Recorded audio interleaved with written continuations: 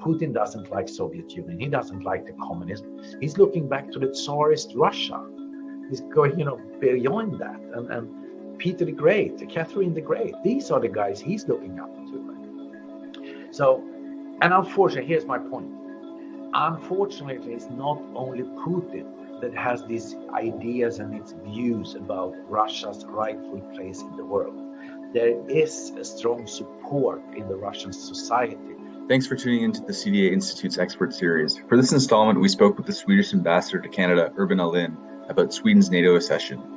Ahlin discusses the diplomatic and political challenges Sweden has encountered while pursuing NATO membership, as well as how Canada and Sweden can strengthen their security partnership, specifically as it applies to NATO.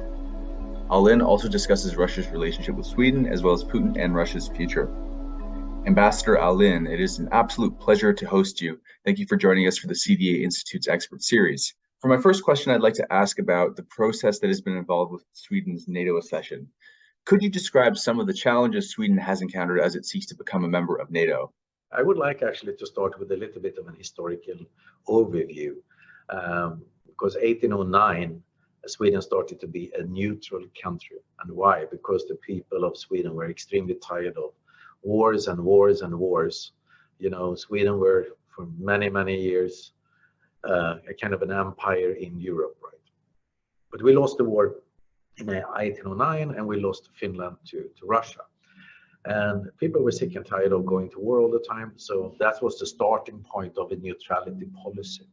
So we kept ourselves outside of war in the First World War. We were, outside of the Second World War. And after the Second World War, when NATO was established, there was no appetite among the Swedish population to leave the neutrality policy and join the military defense, because everyone felt, that it's wonderful we have been able to stay out of the First World War and the Second World War.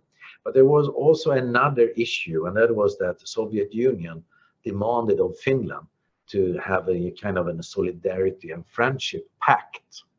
And, if we would at that time join NATO, we would have left the Finns a little bit under the kind of the wings of the Russian eagle. And we didn't want to do that. And remember, Finland and Sweden were the same country for more than 600 years, from 1200 to 1800. So, of course, there was no appetite among the Swedish elite to leave the neutrality. And then after the Second World War, Sweden spent a lot of money in military defense. 4 or 5% of our GDP went into the defense budget. So we had a very big defense industry, making fighter jets, submarines, tanks, ammunition, whatever, lots of, as we think, very high quality products, because we wanted to be trustworthy neutrals.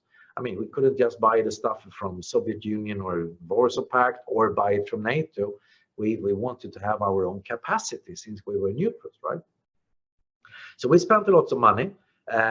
We had well-trained soldiers. We used them in lots of UN peacekeeping operations. So more than 1% of the Swedish people have actually taken part in UN peacekeeping operations. And all that changed when Soviet Union broke down. And in the beginning of the 90s, I were myself a politician back home.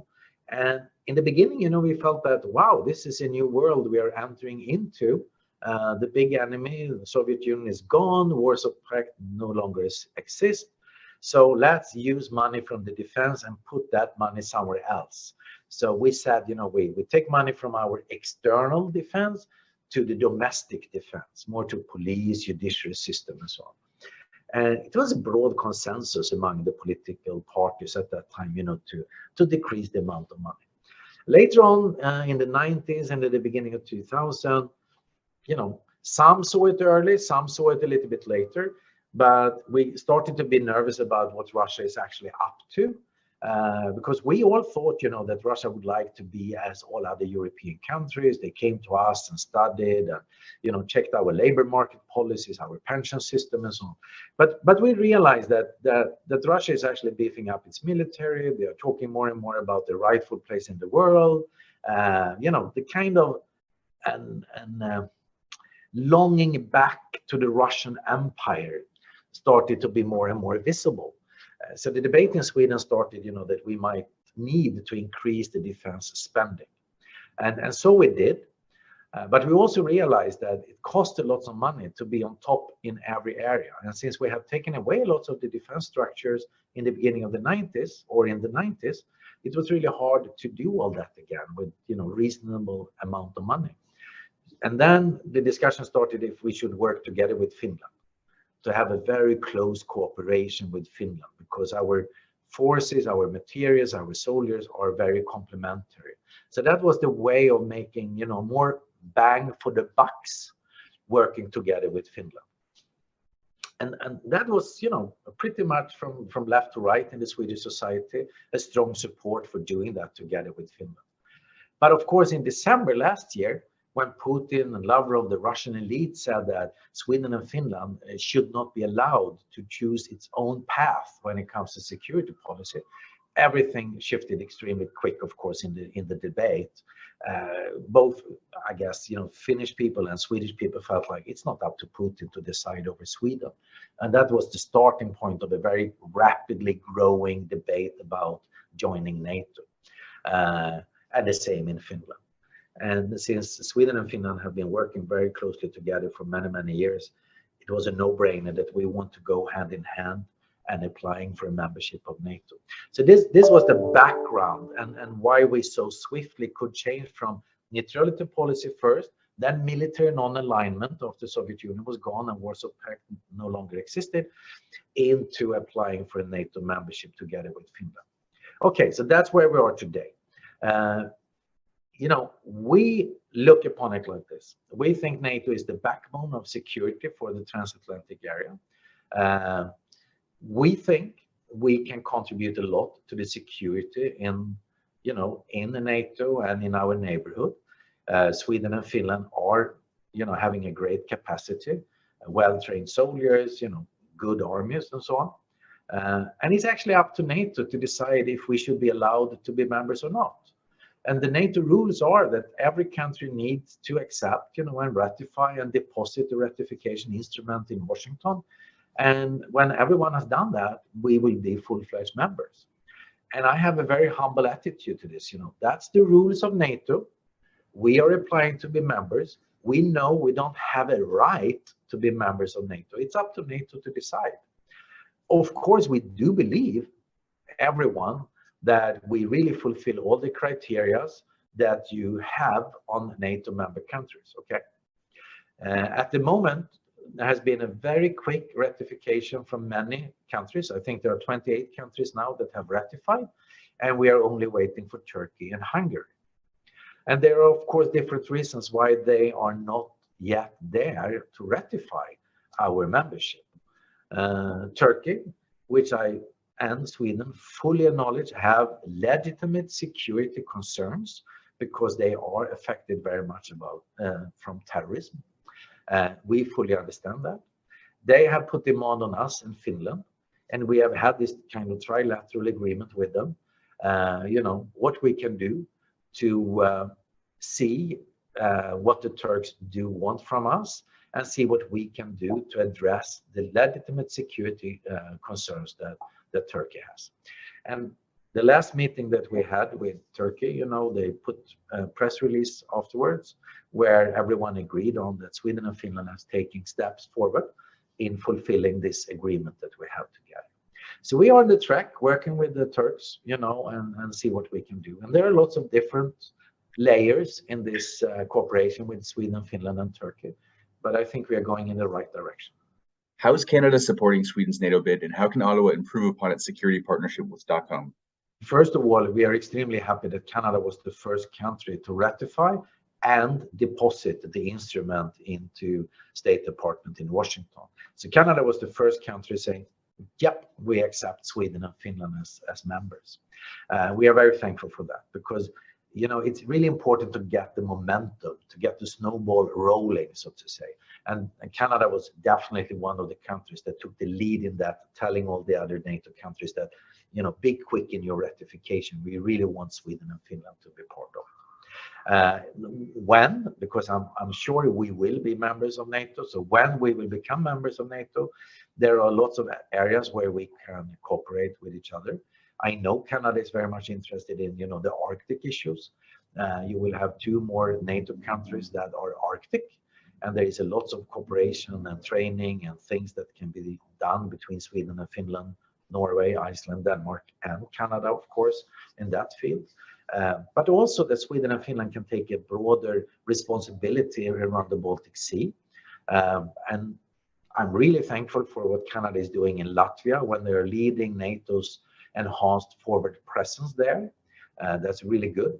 I'm extremely impressed by Canada having the lead on Operation Unifier before Russia again invaded Ukraine. That's really, a proof of the pudding, so to say, where Canada is really doing the right stuff in my own neighborhood. We are really happy about that, and we are willing, to continue cooperating with Canada in this field. I think, I cannot promise anything, but I'm pretty sure that Sweden will look into if we can, help Canada in the enhanced forward presence in Latvia. How much we can do with Operation Unifier in other places now than before the war, and so on. So, and also, when it comes to other areas there are certain technologies, certain areas of specific kind of knowledge that Sweden have. I'm talking about more specifically now fighter jets. Unfortunately, Canada, which we absolutely fully accept, choose to buy F-35. Fine. We think we had a wonderful fighter jet that Canada and Sweden could have developed together to the next generation and so on. So Canada would have had their own capacity in this field, but it's up to you guys to take a decision. The next thing we think is important is the submarines. We know that Canada has lots of problem with the submarines that you have now. The running hours, so to say, is not pretty impressive. There are lots of troubles with them. You need new submarines. Sweden has a good knowledge in building submarines and have a certain concept. We already today have a trilateral relationship when it comes to research on submarines with Netherlands. So Sweden, Canada, and Netherlands. We would like to strengthen that. So there are lots of areas where actually Sweden and Canada in the military field could cooperate even more. And if I could make a little bit of a political background to this as well, that we have seen the last years that COVID, countries closed themselves, didn't want to ship their products, to the neighboring countries. You in Canada suffer from that. United States didn't give you any Pfizer vaccine. They gave you AstraZeneca after they said no to AstraZeneca themselves. So the first vaccine you got was actually from Brussels, from Pfizer's factory outside of Brussels. And we have problems with supply chains. We see the Russian behavior. We are nervous about where China is heading and so on. So it's what Christian Freeland calls about friendshoring instead of outsourcing to not so, trustworthy partners around the world. It's something I really believe in. And if you look upon Sweden and the Nordic countries, it's a perfect match with Canada when it comes to critical minerals, mining, electrification, the greening of our industry and so on. We will need lots of hydrogen, we will need lots of water, all that kind of technology, where we are very close to each other. So, lots of things we can do together in the defense area, but there are lots of things where we could actually strengthen our own independence and not being so dependent on countries we might not want to be too dependent on, even as well. Over the summer, Putin warned that installing NATO military infrastructure in Sweden after joining the alliance would result in a Russian response. Is Sweden concerned about potential hostile actions by Russia after NATO military infrastructure is installed in its territory? And how would Sweden respond to such a threat? There are different layers here, so it's really important to put this in the right context. If we put up military structures in Sweden, even before we were members of NATO, Russia always acted in a response to that. And I don't see any problems with that. If Russia sees us as a kind of a threat, I don't think Russians really believe that Sweden or Finland would attack them. But, in their kind of narrative, they need to be vigilant as well, right? So if we would have done something, they would have reacted as well at that time, because it's, they need to look upon what is happening in our neighborhood. So no wonder they will do that when we become members of NATO as well. If we put up new infrastructure or forces will be moved, closer to the Russian border, I think it's more or less natural that the Russians will do something on their side as well to counteract that. That's obvious, and I actually think it's pretty natural. I don't see that as much as a threat. I mean, the Russians kind of use it as a threat and say, "Oh, we're gonna respond accordingly," and blah blah blah. But yeah, I think that's pretty much okay. I mean, if we put up a new regiment up in the north, even when we were not members of NATO, I'm sure Russia would look into that and say, what do we need to do in our north, to counteract what the Swedes are doing? That's natural. So I'm not so concerned about that. Do I think the Russians are a threat to Finland and NATO and Sweden because we become members of NATO? No.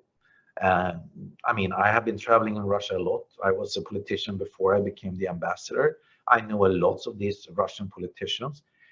They have considered us to be a part of NATO and the kind of the Western family for long. And, when we applied, we went out to the Russians and said, just to let you know, we're going to apply for membership of NATO. And the response from them were like, yeah, we have known all the time that you are a NATO country. So it's like, it's not a big surprise for the Russians, actually. Are we vigilant? Yeah, of course. We are always vigilant about what the Russians are doing. That's not the question.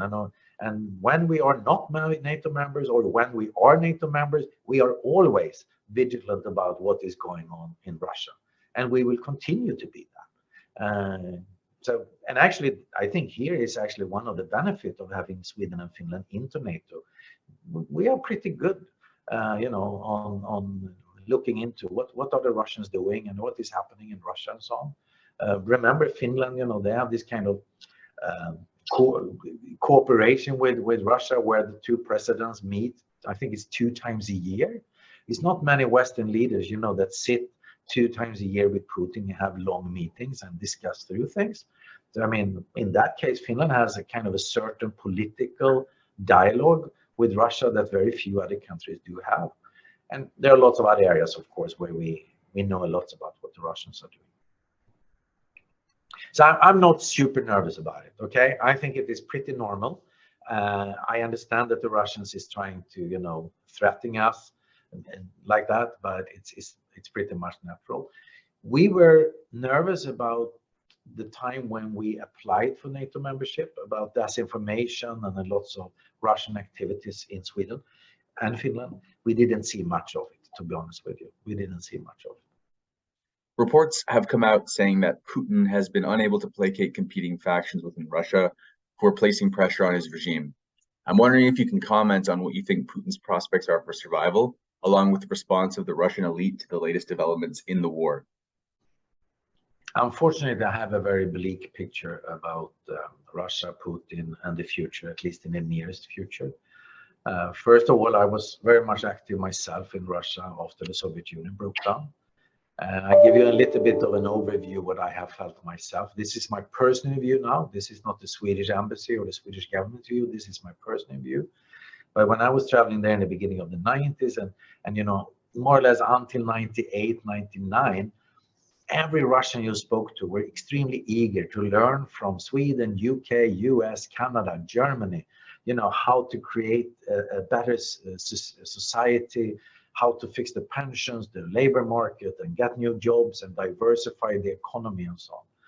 But, in the end of, I think it was 98, they had the ruble crisis, and lots of people lost faith in liberalism and democracy and so on. You could really feel, that lots of Russians actually, when you spoke about democracy and liberal things, they felt it was a negative word. So it was a little bit confusing for you coming from the Western countries, talk to them about that. And for them, for lots of Russians, liberalism and democracy meant only that I don't have any resources, I'm getting poor, state companies are closing down, we are living through shock therapy from planning economy to a market economy in a very short period of time. And if very few of the Russians has become ultra rich and super rich and are really, showing off in their wealth. So there was a lot of criticism among ordinary Russians about what is going on in Russia. And add to that, that Russia has through its history been a big empire. And empires do have a memory. And as I'm saying, and this is my personal view, that the Russians are actually suffering from post-imperialistic stress syndrome. And in the end of the 90s, you could hear more and more, even youngsters saying, that we want to have Russia in its rightful place in the world. And I always ask them, what do you mean? What is the rightful place in the world? Is that, you are in the member of the Security Council in UN? Isn't that, we're rightful place in the world? Is it your literature that is wonderful? Is that the rightful place in the world? Is it your science, your math, your language? What is it? And they never could, explain. They just wanted to be in the limelight. They want to be big and strong, right?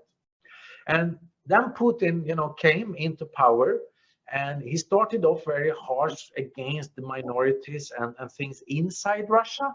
You remember, bombings of, there were some bombs in an apartment complex outside of Moscow, and he started his kind of military activities in Grozny and so on. So he showed for the Russian people that I'm a strong leader. I'm not letting Russia falling apart. I'm taking care of the Russian Federation as it looks now. But at the same time, when that was done, he was not shy. If we would have listened to him, we would have heard that he talked about the Novaya Rossiya, an expanded Russia, taking care of all the Russian language speaking people around the world. So yesterday we have students here from a university here in Ottawa, and they told me, that their teacher had told them that Putin really wants to build back, Russia into a Soviet Union. And honestly, I told them, your teacher is wrong. Putin doesn't like Soviet Union. He doesn't like the communism. He's looking back to the Tsarist Russia.